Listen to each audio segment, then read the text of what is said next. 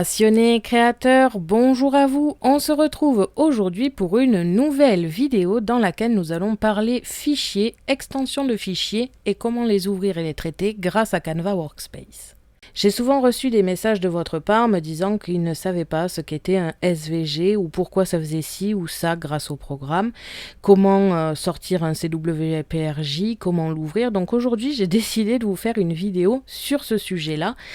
Alors ça va pas être forcément très fun, je vous le dis de suite, parce qu'on va rentrer dans des détails qui n'intéressent pas tout le monde, mais c'est très important de le savoir. Donc comme je vous l'ai dit, on va parler fichiers et extensions de fichiers et comment les traiter grâce à Canva Workspace. Je vais déjà commencer par vous expliquer les différents fichiers qui sont disponibles et surtout que l'on peut traiter grâce à Canva Workspace. Ensuite, je vous dirai comment les ouvrir, comment les sortir depuis Canva Workspace et ce genre de choses. En termes d'extension de fichiers ou de fichiers tout simplement, il y en a plusieurs dans plusieurs catégories. Quand je parle d'extension de fichiers, je parle tout simplement de ce qui est marqué après le point. Par exemple, ici, on a l'ATC arrière .cwprj. L'extension de fichier, c'est le .cwprj et ça fait donc de lui un fichier cwprj. Il est fort possible que vous n'ayez pas le point quelque chose derrière le nom du fichier, car tout simplement c'est quelque chose qui doit être programmé sur Windows, du moins après les autres ordinateurs, je ne sais pas, mais sur Windows ça a toujours été le cas.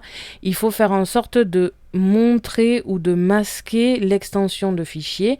Je ne vais pas vous montrer comment faire aujourd'hui, mais n'hésitez pas à me dire en commentaire si cela vous intéresse. Donc certaines fois vous n'aurez pas marqué ATC arrière.cwprj, mais tout simplement ATC arrière. Il vous suffit tout simplement de passer la souris dessus et après de rester fixe, de ne rien toucher, de ne pas cliquer. Et vous voyez qu'une petite pancarte s'ouvre avec écrit type fichier CWPRJ. Et ça fera ça avec tout, avec les JPEG et compagnie. Donc comme je vous l'ai dit, il y a plusieurs extensions de fichiers, il y a plusieurs types de fichiers qui rentrent dans plusieurs catégories. Aujourd'hui, je vais surtout me concentrer sur ceux que l'on peut traiter avec Canva Workspace parce qu'il en existe des millions, beaucoup je pense que je ne connais même pas.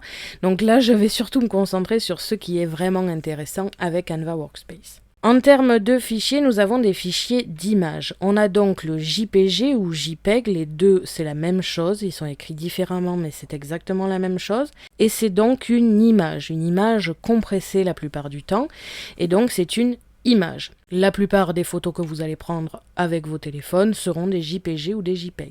Donc, en termes d'images, nous avons les JPG, on a ensuite les PNG.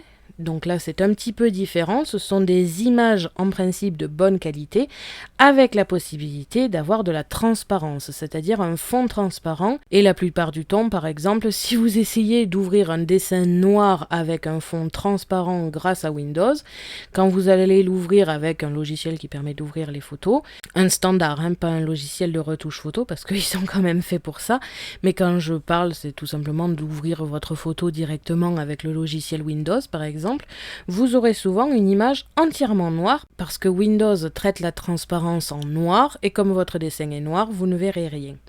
Donc le PNG, c'est une image en principe de bonne qualité avec la possibilité d'avoir un fond transparent.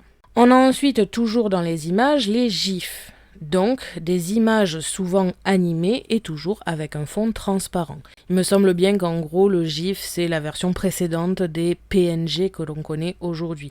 La plupart du temps, à l'heure actuelle, ce sont souvent les petites images animées que l'on voit sur Internet. Donc ça, ce sont les GIFs. Toujours dans les images, et ceux-là je ne les utilise jamais, ce sont les BMP. Donc ça, ce sont des images qui, à la différence du JPG, n'est pas compressé. C'est-à-dire que c'est vraiment traité pixel par pixel. Alors après, il y a quelques différences avec le nombre de couleurs et compagnie, mais si vous voulez vraiment vous renseigner là-dessus, je vous conseille de faire vos recherches sur Internet.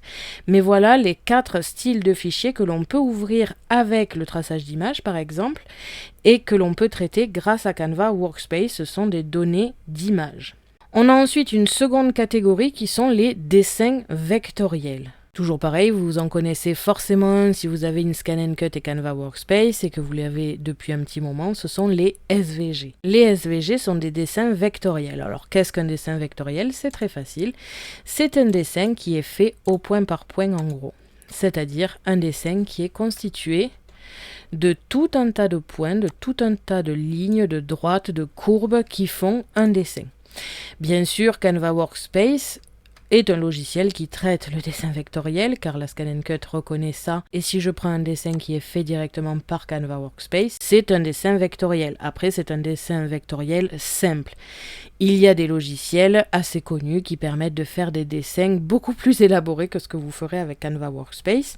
Mais par conséquent, le FCM, c'est-à-dire le fichier qui est reconnu par la Scan & Cut, est aussi un dessin vectoriel.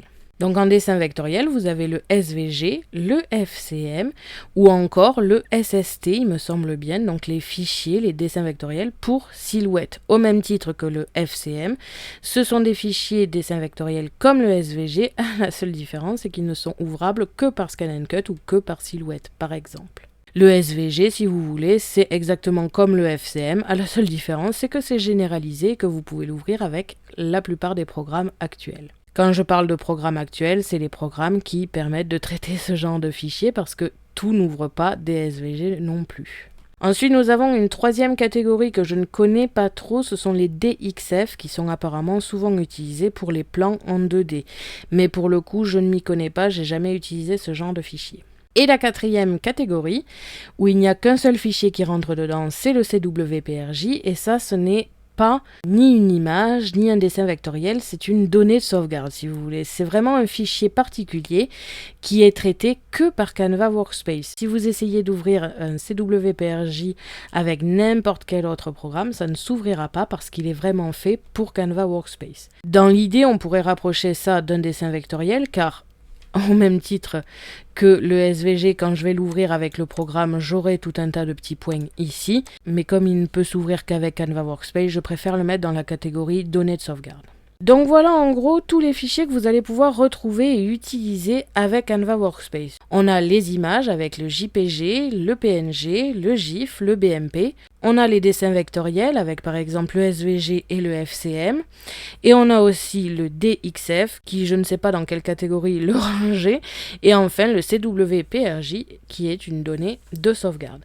Ça ce sont tous les fichiers que vous pouvez utiliser avec Canva Workspace et on va voir de suite comment. On a donc plusieurs options, je vais commencer par les images car c'est souvent ce que j'utilise. On a donc le traçage d'images tout simplement. Quand on clique, on a une petite fenêtre qui s'ouvre avec ici les formats d'images acceptés, donc le PNG. L'avantage du fond transparent pour le coup, c'est qu'il n'y aura aucun pixel parasite, on va dire, et donc la plupart du temps, comme en plus c'est de bonne qualité, vous aurez un traçage d'image qui est plus joli. Ensuite, nous avons le JPEG ou JPG, le GIF et le BMP comme on l'a vu tout à l'heure. Au même titre qu'une image numérisée par votre machine qui sortira aussi en JPG. Donc, comme je vous l'ai dit tout à l'heure, ici, nous allons pouvoir ouvrir des images, tout simplement. Vous ne pourrez pas, grâce au traçage d'images, ouvrir des SVG, des FCM ou autres. C'est vraiment dédié à l'image. Donc maintenant, on sait comment ouvrir les images pour que cela devienne des données de découpe ou des dessins vectoriels. C'est-à-dire qu'en utilisant ici cette option, vous allez en faire quelque chose de traitable par la machine. Comme je vous l'ai expliqué dans la dernière vidéo, une image pour la machine, elle ne sait pas ce que c'est. À la différence ici qu'une fois traitée par le traçage d'image, cela ne devient plus une image. Si je la supprime ici, cela devient une forme, donc un dessin vectoriel que la machine pourra comprendre. Bien sûr, elle ne va pas comprendre qu'elle découpe une chouette, elle va juste comprendre qu'à cet endroit ici du trait, elle doit découper, ou alors si je le configure, qu'elle doit tracer. Elle ne comprend pas du tout ce qu'est le dessin, et il faut bien prendre en compte que la machine ne traite que les dessins vectoriels, que les données de découpe, c'est-à-dire les ordres que vous allez donner à la machine, c'est-à-dire découper à tel endroit, dessiner à tel endroit, et ainsi de suite.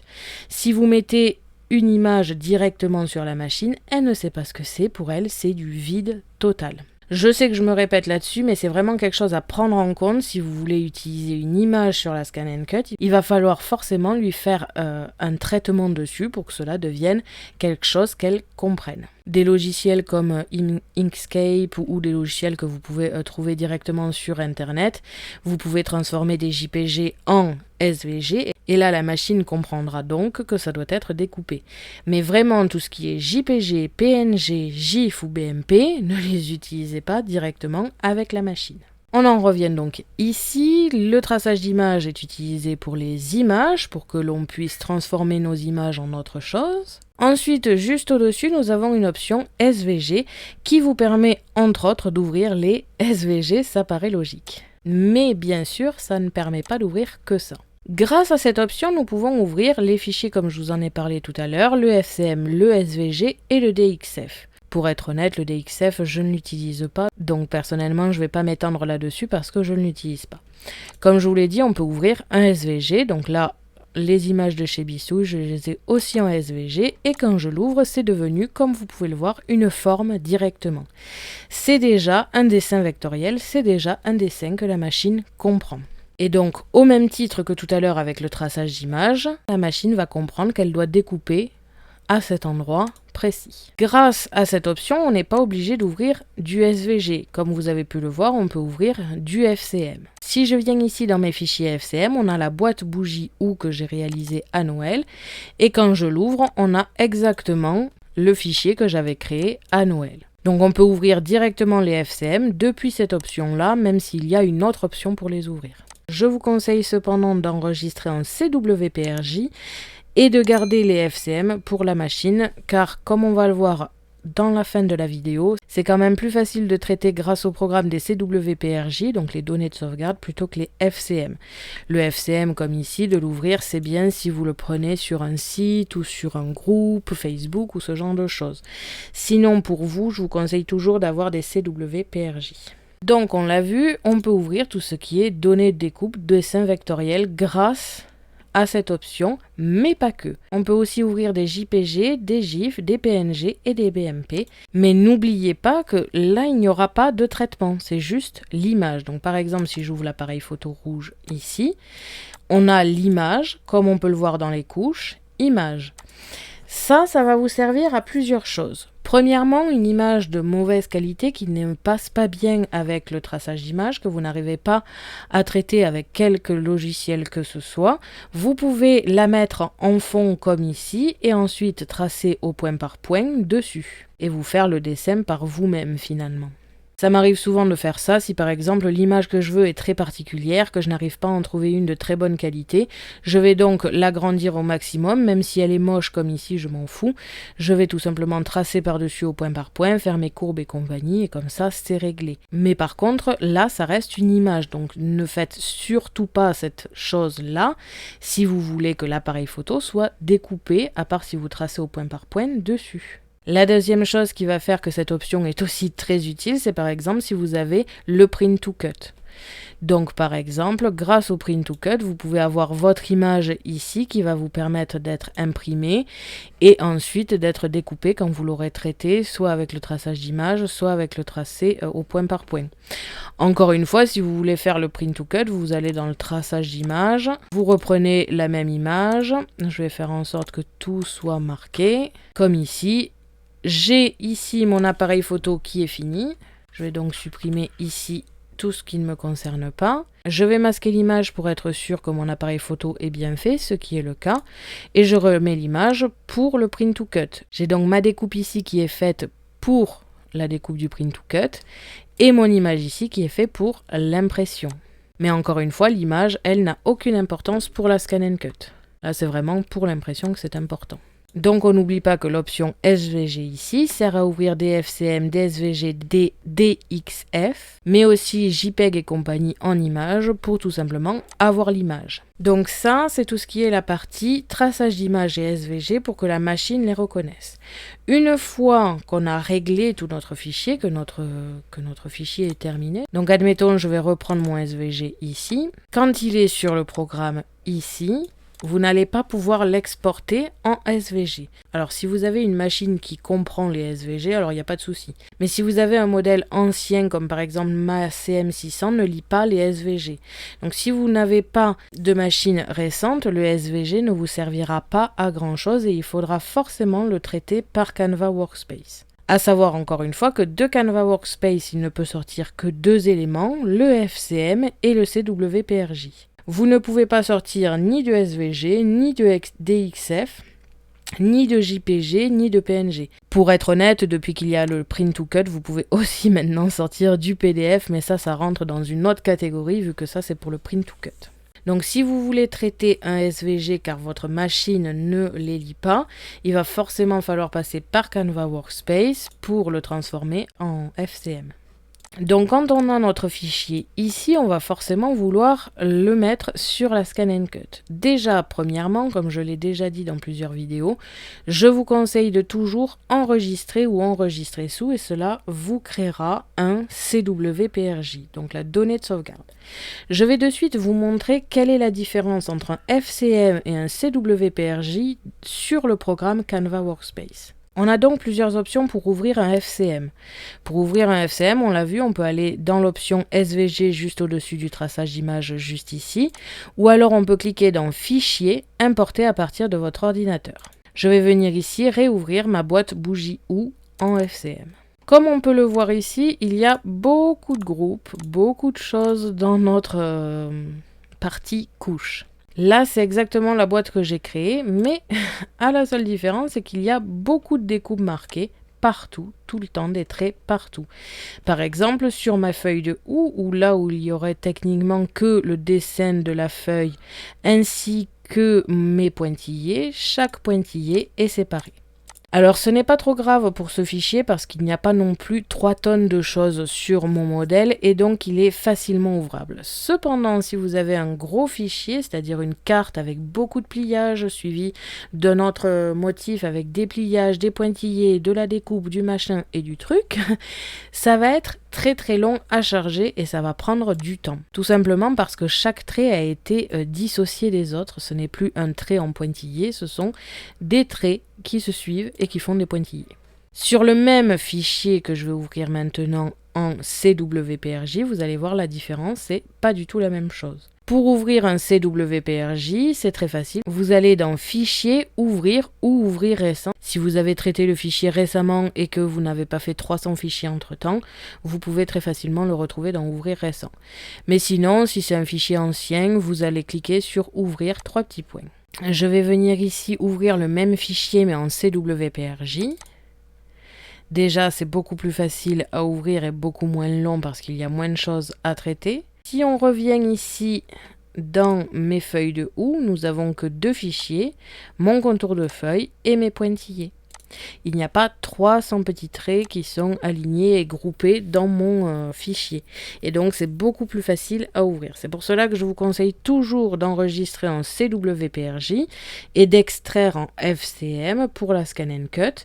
Mais si vous avez un jour besoin de retravailler votre fichier, soit parce que c'est un fichier qui a besoin de modification et qu'à la découpe vous vous en êtes rendu compte et que vous souhaitez le modifier, ça sera beaucoup plus facile de modifier le CWPRJ que le FCM et ensuite vous le réexportez en FCM. Ça sera aussi beaucoup plus facile si par exemple comme moi je garde toutes les sauvegardes. Si un jour je veux refaire ma boîte OU, j'ai mon fichier ici qui est disponible mais je peux quand même facilement le modifier pour faire une boîte plus grande ou ce genre de choses. Donc mon premier conseil c'est de toujours enregistrer en CWPRJ que vous classez. Par exemple moi j'ai un dossier sauvegarde programme et j'y mets tous mes fichiers à l'intérieur et ensuite lorsque j'en ai besoin je l'exporte en FCM sur la Scan and Cut. Donc on n'oublie pas, on a plusieurs extensions de fichiers qui s'ouvrent de différentes manières sur le programme.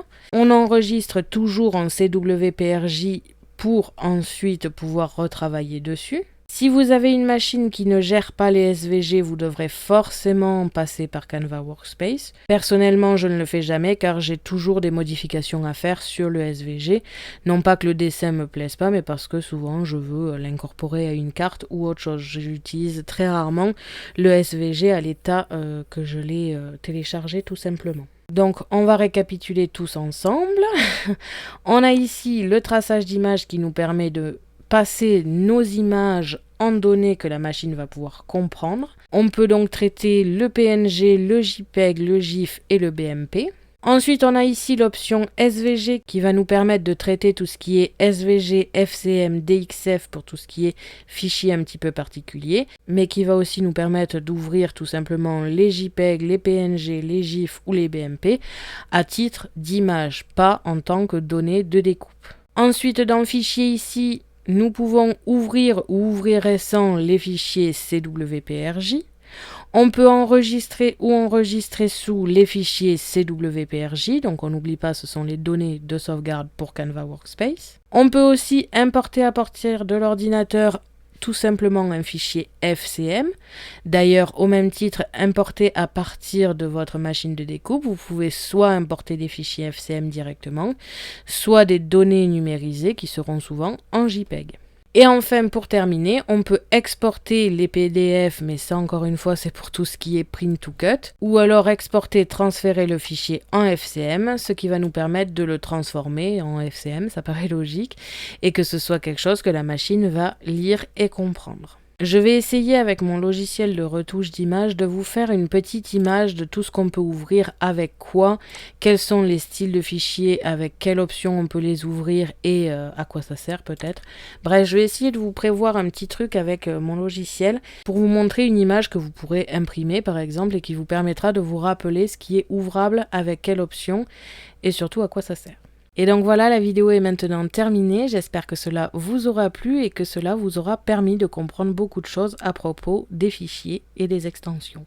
Merci à tous d'avoir regardé ma vidéo. N'hésitez pas à me poser des questions ainsi qu'à me dire en commentaire ce que vous avez pensé de ce sujet. Je vous invite à me suivre sur mon blog ainsi que mes réseaux sociaux que vous pouvez retrouver dans la description de la vidéo. À la prochaine pour de nouvelles créations.